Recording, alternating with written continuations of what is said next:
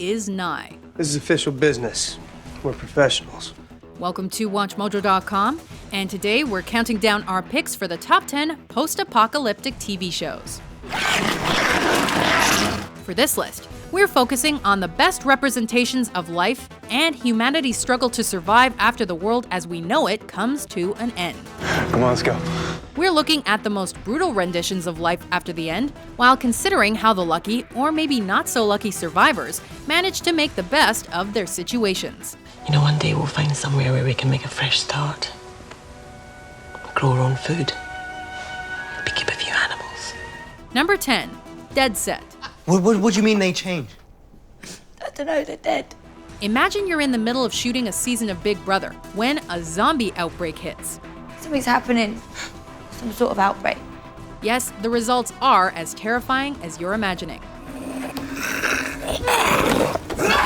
With sprinting zombies that'll turn you in an instant, and gore galore.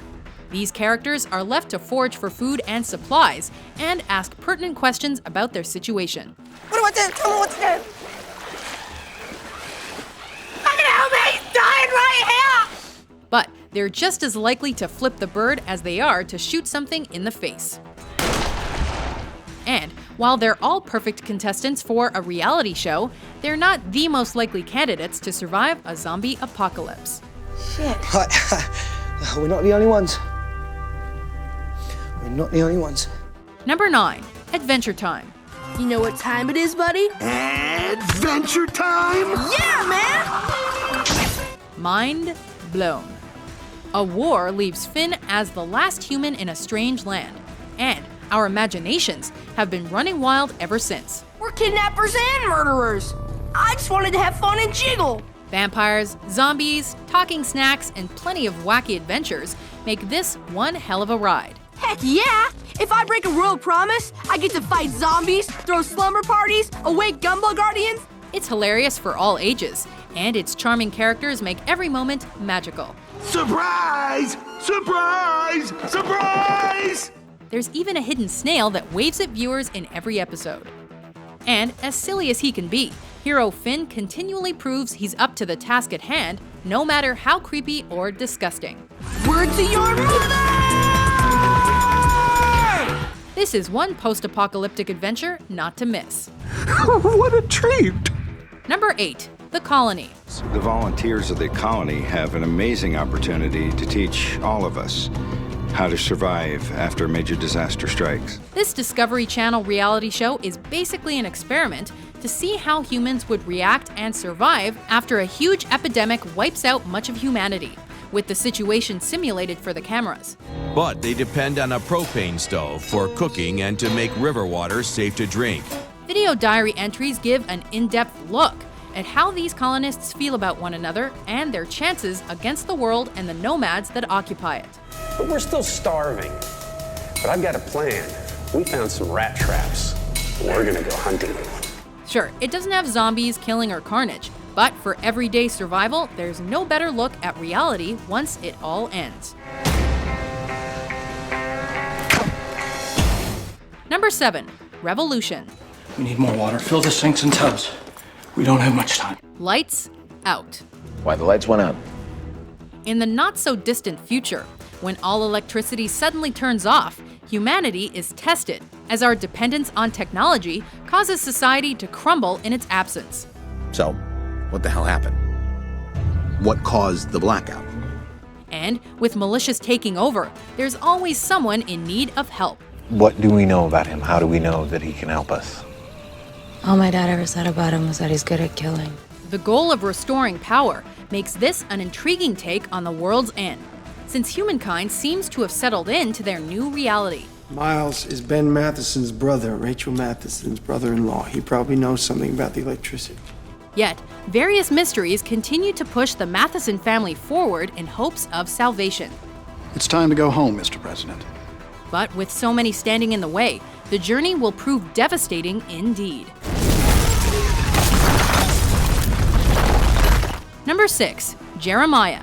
6 billion lights that went out in 6 months. 6 billion lives lost to a mystery. After a virus referred to as the Big Death wipes out the adult population, children are left to survive on their own. Tell him what? What? It's coming again. Cut to 15 years later, when, as adults themselves, their way of life completely contrasts with what we know and live today, giving a fresh take on what people would be like if the apocalypse were all they've known.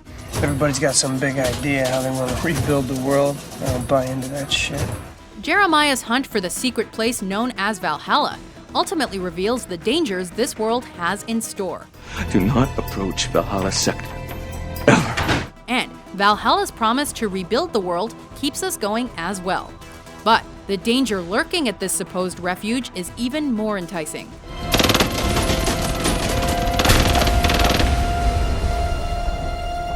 Number 5. Survivors. It's mad. This bloody flu business.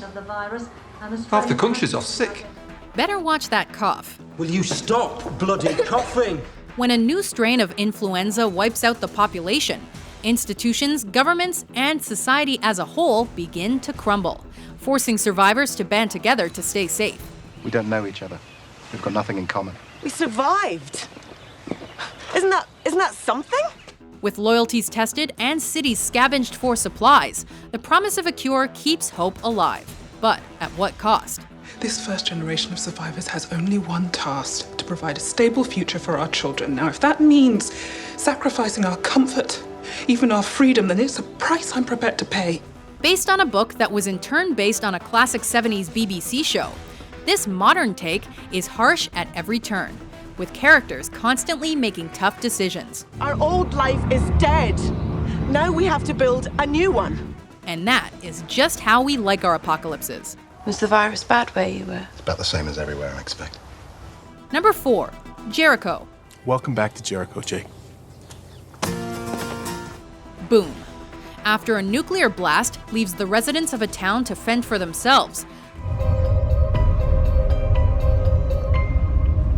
the citizens of Jericho, Kansas must struggle to find food and stability in a world full of plunderers and plagued by a secret organization with ill intentions. It's planning to overrun the town of Jericho. People are gonna get killed. They tried to kill me, but I got away. The heroes of this town always have something to fight for. This isn't a fight about land. This is a fight for our very existence. And being able to return home makes their desperate situation a little more palatable. I want to go home. Our orders are to take people out of the conflict zone. You'll be safer in Cheyenne.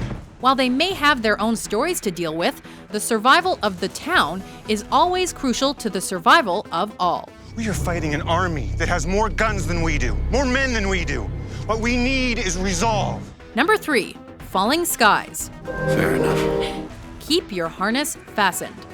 Aliens invade Earth, killing most of the population and forcing children to wear a mind control device.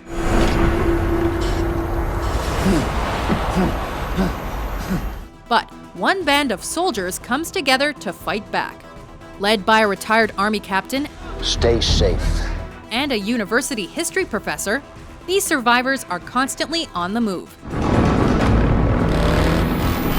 scavenging for supplies and weapons, and using whatever means necessary to defeat their mech-using foes.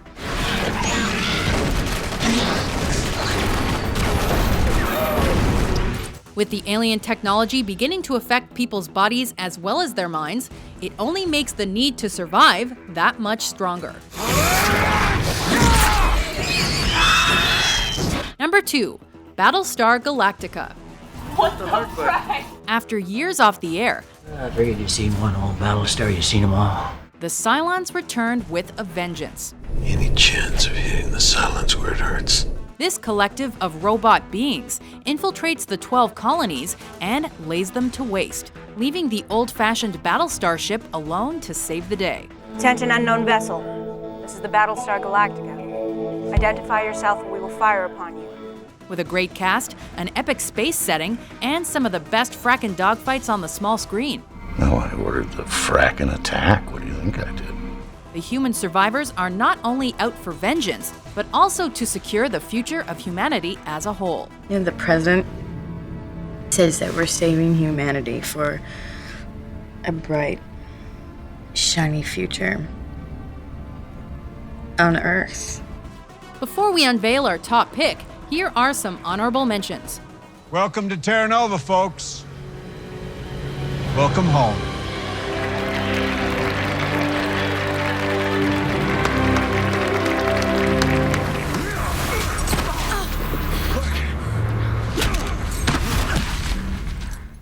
I mean, we're together.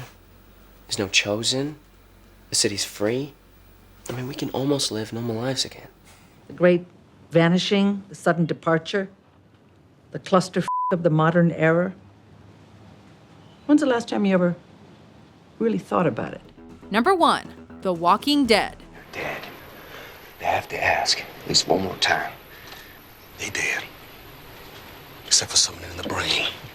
That's why it's gotta be the head. After waking from a coma, Sheriff's Deputy Rick Grimes finds his world infested with zombies. There's no time for answers, with the hungry undead forcing Rick to team up with other survivors. Let's go. Some of whom prove to be even more dangerous than the hungry walkers. I have a tank, and I'm letting you walk away from here. What else is there to talk about? Based on Robert Kirkman's best-selling comic of the same name, the show isn't shy to pack on the gore or the heart-rending drama. Is there anything you wouldn't do for the people here?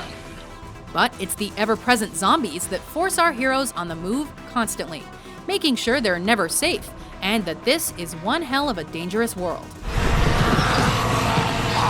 Do you agree with our list? I mean, I can't say I'm surprised. No, I can't say I am either. Which post-apocalyptic world would you most want to live in? Those ours or theirs? They're headed up. Must be ours. For more cataclysmic top 10s published every day, be sure to subscribe to WatchMojo.com. You want me to what?